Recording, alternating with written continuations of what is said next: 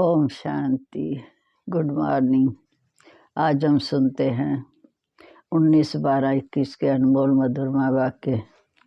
आज रविवार। अव्यक्त बाप दादा। बाबा कहते बच्चे दो प्रकार के बच्चे हैं। एक है बाप को पहचानने वाले, एक है पुकारने वाले। पहचानने वाले बाबा के दिल तख्त नशीन। पहचानने वाले बाप की हर श्रीमत का पालन करते हैं। और देखने वाले, पुकारने वाले भक्त आत्माएं, वह पुकारती हैं। पहचानने वाले अधिकारी हैं, वो भगवान से मांगते हैं शांति दो, सुख दो। और ये अधिकारी हैं, इनको पहचानने वालों को मालूम है कि बाप की प्रॉपर्टी हमारी प्रॉपर्टी है। बाबा ने आकर हमारे भाग्य की रेखा, श्रेष्ठ रेखा खींची है। उनकी रेखा की चमक होगी। जैसे ब्राह्मण श्रेष्ठ भाग्य की रेखा अर्थात ब्राह्मण जीवन दिव्य जन्म की रेखा है। यह अति श्रेष्ठ रेखा है। पुकारने वाले अनजाने भी मानते यही हैं कि भगवान है, भगवान ही हमारा सहारा है, वही हमारा पालनहार है। लेकिन जो पहचानने वाले हैं वे अनुभव से कहते हैं, पुकारने वाले सिर्फ सुनी बात से कहते हैं। फिर बाबा ने कहा जो पहचानने वाले हैं उसने रचता बाप को पहचाना और उनको याद करते, बर्थडे मनाते। बाप का बर्थडे सो बच्चों का बर्थडे। साधारण जन्मधारी आत्माएं अपना बर्थडे अलग मनाती हैं, फ्रेंड्स डे अलग मनाती हैं, मैरिज डे अलग मनाती हैं।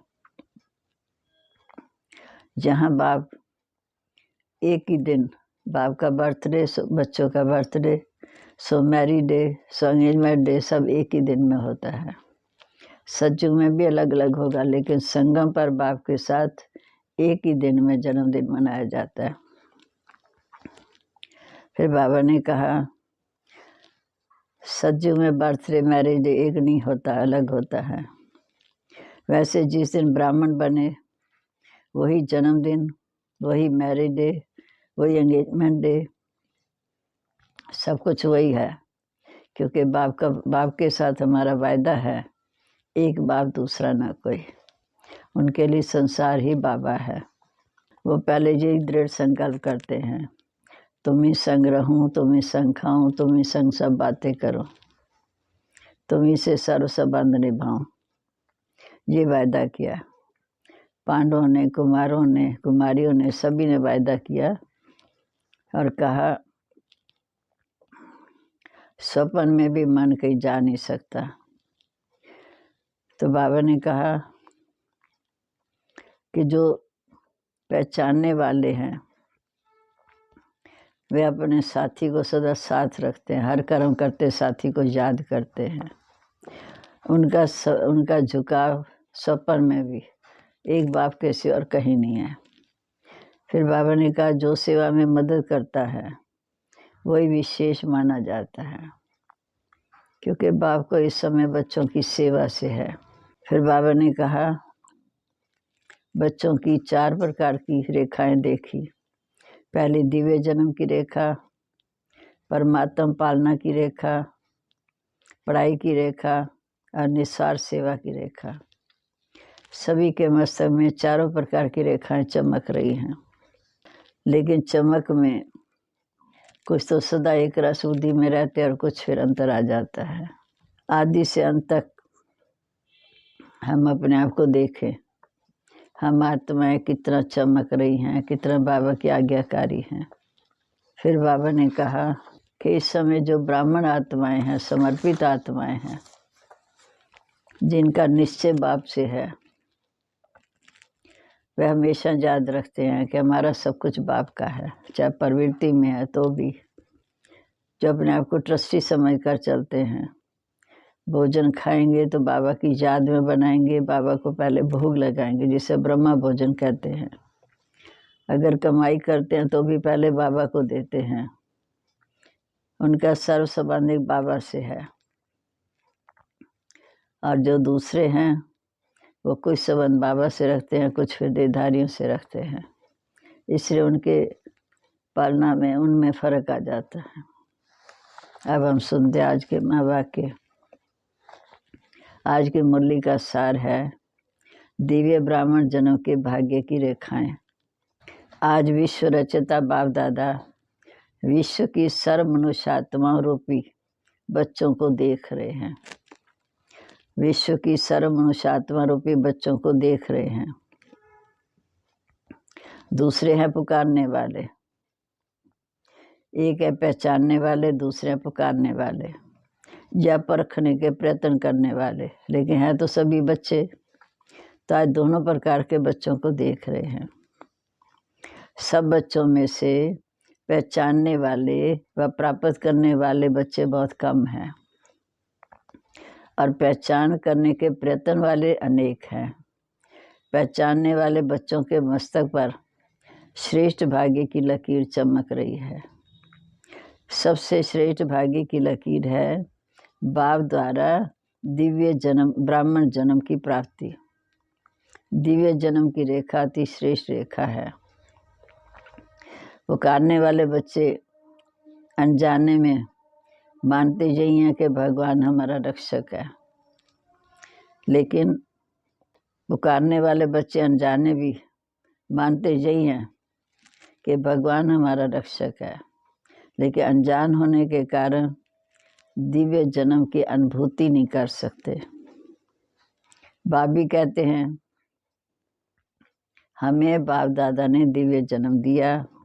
वह भी कहते भगवान ने रचा, भगवान ही रचता है, भगवान ही पालनहार है। लेकिन दोनों के कहने में कितना अंतर है। आप अनुभव से, नशे से कहते हो कि हमको बाप दादा माता पिता ने हमारे को रचा, ब्राह्मण जन्म दिया। रचता ही जन्म की जन्म पत्री को, दिव्य जन्म की विधि और सिद्धि सबको जानते हैं। रचयिता शिव बाबा अपने बच्चों की जन्म पत्री को, दिव्य जन्म की विधि और सिद्धि सबको जानते हैं। हर एक को अपना दिव्य जन्म का बर्थडे याद है ना। भी जब से हम बाबा के बच्चे बने उसे कहते हैं दिव्य जन्म। इस दिव्य जन्म की विशेषता कौन सी है? साधारण जन्मधारी आत्माएं अपना बर्थडे अलग मनाती हैं। फ्रेंड्स डे अलग है, पढ़ाई का दिन अलग है। आप क्या कहेंगे? आपका बर्थडे वही है, मैरिज डे भी वही है, पढ़ाई का दिन भी वही है।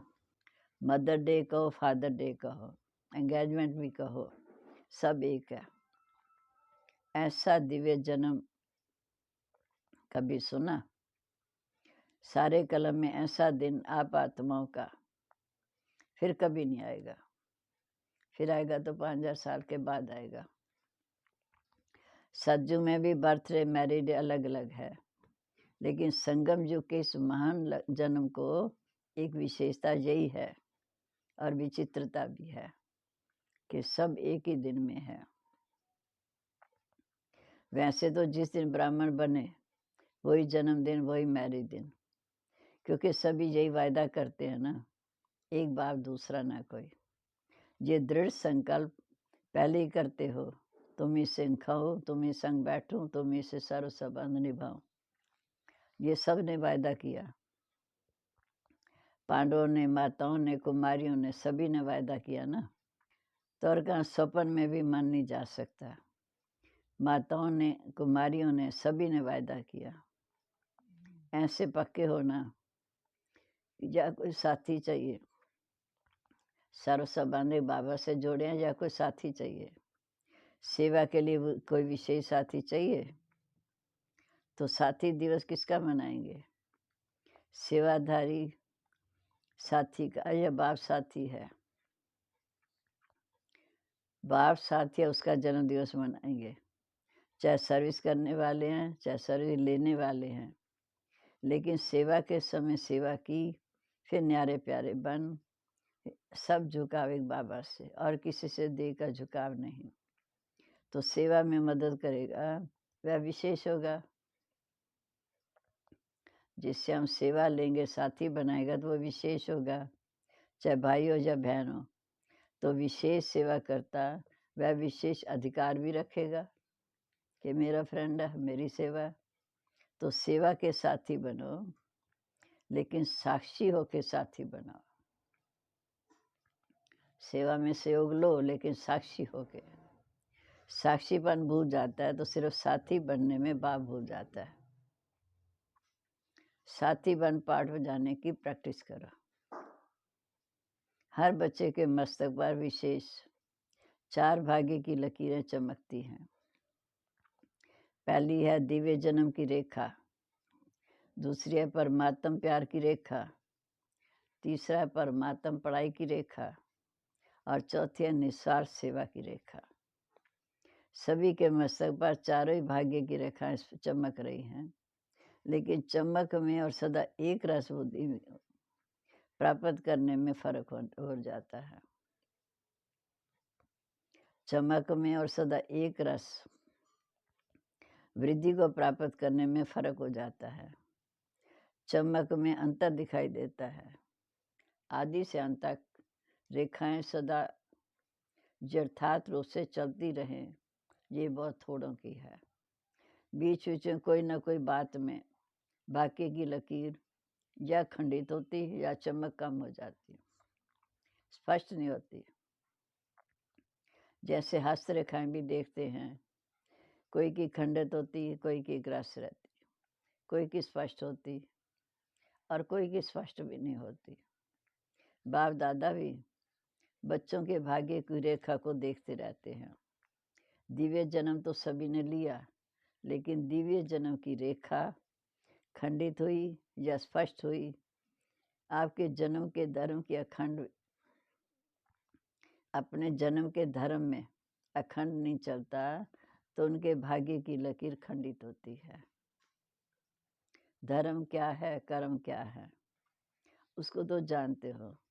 ऐसे परमात्म पालना में सभी ब्राह्मण चल रहे हो, चाहे समर्पित हो चाहे प्रवृत्ति में हो, लेकिन बाप के डायरेक्शन पर चल रहे हो। प्रवृत्ति वाले क्या कहेंगे? अपना कमाया हुआ खाते हैं या बाप का खाते हैं? बाप का खाते हो ना, क्योंकि अपना सब कुछ बाप को दे दिया तो बाप का ही हुआ। चाहे कमाते भी हो, लेकिन कमाया हुआ धन आपके हवाले करते हो, अपने काम में हवाले करते हो या अपने काम में लगाते हो। ट्रस्टी होना, ट्रस्टी का अपना कुछ नहीं रहता, और गृहस्थी में अपनापन होता। ट्रस्टी अर्थात सब कुछ बाप का है।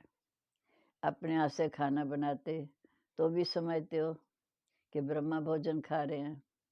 पहले भोग किसको लगाते? बाप को अर्पण करते हो। अर्पण करना अर्थात बाप का खाना। ब्रह्मा भोजन खाते हो, चाहे बच्चों के अर्थ भी लगाते हो, वह भी डायरेक्शन परमान लगाते हो। जैसे समर्पित बहनें या भाई, जैसे समर्पित बहनें व भाई भिन्न भिन्न कार्य में तन मन भी लगाते हैं, धन भी लगाते हैं। ऐसे प्रवृत्ति में रहने वाले भी चाहे तन लगाते चाहे धन लगाते, बाप की श्रीमत पर मान ही अमानत समझ कार्य में लगाते हैं। अमानत में ख्यानत अथवा मन मत तो नहीं मिलाते। परमात्मा पालना सब ब्राह्मण आत्मा को मिल रही है। पालना की जाती है शक्तिशाली बनाने के लिए। माता की पालना का प्रत्यक्ष रूप क्या है? बच्चा शक्तिशाली बनता है। तो ब्रह्मा माँ की पालना द्वारा सभी मास्टर सर्वशक्तिवान बने ना। लेकिन कोई कोई बच्चे सदा शक्तियों को कार्य में लगाते, और कोई बच्चे प्राप्त शक्तियों को अर्थात पालना को कार्य में नहीं लगाते, पालना को प्रैक्टिकल में नहीं लाते। इसलिए श्रेष्ठ पालना मिलते हुए भी कमजोर रह जाते हैं, और भाग्य की लकीर श्रापित हो जाती, खंडित हो जाती है। ऐसे पढ़ाई की लकीर पढ़ाई का एक सब्जेक्ट है श्रेष्ठ पद को प्राप्त करना। शिक्षक बाप पढ़ाई सबको एक ही पढ़ाता है, एक ही समय पर पढ़ाता है, लेकिन जो श्रेष्ठ ब्राह्मण जीवन का वह पढ़ाई का पद अथवा नशा है वह सबको एक जैसा नहीं रहता। फरिश्ता सो देवता स्टेटस को सदा स्मृति में नहीं रखते, इसलिए भाग्य की लकीर में अंतर पड़ जाता। लकीर सेवा की विशेषता जो ब्रह्मा बाप ने साकार रूप में अंतिम वरदान रूप में स्मृति दिलाई क्या थी? निरंकारी निर्विकारी निरंकारी रूप बनो। निराकारी निर्विकारी निरंकारी। निराकार स्थिति में स्थित होने के बिना किसी भी आत्मा को सेवा का फल नहीं दे सकते, क्योंकि आत्मा का तीर अथवा आत्मा का तीर आत्मा को लगता है। स्वयं सदा ऐसी स्थिति में स्थित नहीं। जिनकी सेवा करते वह भी सदा समृद्धि स्वरूप नहीं बन सकते। ऐसे निर्विकारी कोई भी विकार का अंश अन्य आत्माओं को शूद्र वंश को परिवर्तन कर ब्राह्मण क्यों नहीं बना सकता? उस समय को भी मेहनत करनी पड़ती, इसलिए मोहब्बत का फल सदा अनुभव नहीं कर सकते। निराकारी सेवा का अर्थ है फलस्वरूप बन झुकना। बिना निर्माण बनने निर्माण अर्थात सेवा में सफलता नहीं मिल सकती। तो निराकारी निर्विकारी निरंकारी तीनों वरदान को सदा सेवा में प्रैक्टिकल में लाना, इसको कहते हैं अखंड भाग्य की रेखा। अब चारों ओर भाग्य की रेखाओं को चेक करो, क्या खंड है या खंडित है, स्पष्ट है या अस्पष्ट है। कोटों में कोई तो बन गए, लेकिन बनना है कोई में भी कोई। जो कोई में भी कोई होगा वही सर्व के माननीय अर्थात भविष्य में पूजनीय पद प्राप्त करेगा। जो अखंड भाग्य के तकदीरवान हैं उनकी निशानी वह भी सर्व ब्राह्मण परिवार की का प्यारा होगा। मान्य होने के कारण सर्व की दुआएं श्रेष्ठ आत्माओं के भाग्य की लकीर को चमकाती रहेगी। अपने आप से पूछो, देखा मैं कौन? मैं शक्तिशाली आत्मा हूँ। दुनिया वाले कहते पालनहार है, जन्मदाता है, लेकिन जन्मदाता का परिचय है ही नहीं। आप नशे से कह सकते हो कि जन्मदाता परमात्मा कैसे है, पालनहार परमात्मा कैसे है? ब्रह्मा माँ की पालना तो मिल रही है ना, तो बाप की श्रेष्ठ मत पर योग्य आत्माएं बन गए। बाप की श्री मत पर योग्य आत्माएं बन गए। बाप बच्चों को योग्य बनाता, माँ शक्तिशाली बनाती, दोनों का अनुभव कर लिया ना। अच्छा, गीता पाठशाला वाले ज़्यादा आए हैं। गीता पाठशाला वाले गीता का ज्ञान सुनने सुनाने वाले ही अर्जुन। अर्जुन समझकर गीता ज्ञान सुनते हो या अर्जुन दूसरा है कोई? मैं अर्जुन हूँ ये समझते हो। सदैव ये अनुभव करके सुनो कि मैं अर्जुन हूँ। मुझे विशेष भगवान गीता का ज्ञान सुना रहे हैं। गीता पाठशाला वाले तो सबसे नंबर 1 निकल जाएंगे। इस विधि से सुनो तो आगे चले जाएंगे। टीचर्स को बिजी रहने के लिए गीता पाठशाला अच्छी है। गीता पाठशाला चक्रवर्ती भी बनाती और बिजी भी रखती। बुद्धि भी अच्छी होती, मेहनत कम लेते हैं, मददगार ज़्यादा बनते हैं। बलिहारी तो गीता पाठशाला वालों की है, इसलिए गांव वाले बाप को बहुत प्यारे लगते हैं। बड़े स्थानों पर भी माया आ जाती है, गांव वालों को भी माया भी गांव वाली आती, इसलिए बहुत अच्छे हो गांव वाले। ज़्यादा संख्या तो गांव की है, लेकिन अभी तो सभी मधुबन निवासी हैं। सभी टीचर्स की परमानेंट एड्रेस कौन सी है? मधुबन। ये दुकान है वो घर है, ज़्यादा क्या याद रहता, घर या दुकान? कोई कोई को दुकान याद रहती, दुकान याद आएगी। आप लोग जहाँ चाहो बुद्धि को स्थित कर सकते हो। सेवा केंद्र पर रहते भी मधुबन निवासी बन सकते हो। मधुबन में रहते हो, सेवा सब कर सकते हो, ये अभ्यास है। सेकंड में सोचा, स्थित हुआ, यह है टीचर्स की स्थिति। बुद्धि भी समर्पित है ना, ये सिर्फ सेवा के लिए समर्पित हो। समर्पित बुद्धि जहाँ चाहो वहाँ बुद्धि स्थित है, ये विशेषता की निशानी है। बुद्धि सहित समर्पण।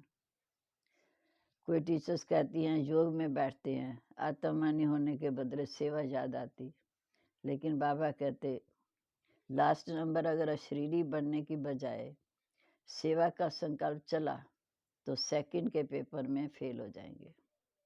उस समय सिवाय बाप के निराकारी, निर्विकारी, निरंकारी और कुछ याद नहीं। ब्रह्मा बाप ने अंतिम स्टेज यही बनाई ना, बिल्कुल निराकारी। सेवा में फिर भी साकार में आ जाएंगे, लेकिन ये अभ्यास करो जिस समय जो चाहे वह स्थिति बन जाए, धोखा न मिले। क्योंकि कंट्रोलिंग पावर नहीं तो रूलिंग पावर आ नहीं सकती, फिर रूलर बन नहीं सकते। तो अभ्यास करो। टीचर्स बाप को फॉलो करने वाली, सदा ब्रह्मा बाप को सामने रखो, 3 वरदान याद करो, फॉलो करो। ये अंतिम वरदान बहुत शक्तिशाली है। 3 वरदानों को अगर सदा स्मृति में रखते, प्रैक्टिकल में आओ तो बाप के देवता और राज्य अधिकारी जरूर बनेंगे। अच्छा, सर्व बाप समान, सदा नॉलेजफुल, पावरफुल बच्चों को सदा भाग्य विधाता द्वारा विशेष भाग्य की स्पष्ट रेखाओं वाले भाग्यवान बच्चे, सदा बाप समान त्रिवरदान प्राप्त हुए विशेष आत्मा को, सदा ब्राह्मण जीवन की पालना पढ़ाई को आगे बढ़ाने वाले ऐसे अखंड भाग्यवान बच्चों को बाप दादा का याद, प्यार और नमस्ते। रूहानी बच्चों की रूहानी बाप दादा को नमस्ते। नमस्ते बाबा, गुड मॉर्निंग। शुक्रिया बाबा, शुक्रिया। अव्यक्त बाप दादा की जोन वाइज बच्चों से मुलाकात। महाराष्ट्र ग्रुप। सदा अपने को सर्व प्राप्तियों से भरपूर अनुभव करते हो, कभी खाली तो नहीं हो जाते। सर्व प्राप्तियां अपने में जमा करो तो कभी खाली नहीं हो सकते। अनेक जन्म की जहाँ की भरपूरता साथ रहेगी। जितनी बाबा से वरदानों से भरपूर होते जाएंगे वो साथ रहेंगे। तो जब इतना दिया जो भविष्य में भी चलना है, तो भरपूर होने की निशानी है कि माया को आने की मार्जन नहीं। माया हिलाती है, संकल्प में भी आती है, क्योंकि माया के राज्य में आधा कल्प रहे और अब अपने राज्य में जा रहे हो, तो माया जीत बनना है, तब फिर अपना राज्य आएगा। सदा प्राप्तियों से भरपूर रहो, एक भी प्राप्ति से वंचित नहीं रहो। अगर थोड़ी सी कमी रह गई तो अंत समय वो हिला देगी। ये नहीं सोचो 2 या 3 वर्ष में पूरे कंप्लीट हो जाएंगे। ब्राह्मणों के लिए स्लोगन है, अब नहीं तो कब नहीं। अब समय की रफ्तार के प्रमाण कोई भी समय कुछ भी हो सकता है, इसलिए तीव्र पुरुषार्थी बनो। अच्छा, अब आज का वरदान। समय और संकल्प सहित अपने सर्व खजानों को विल करने वाले मोह जीत भाव। समय और संकल्प सहित सर्व खजानों को विल करने वाले मोह जीत भाव। जैसे बच्चे को सब कुछ विल किया जाता है, ऐसे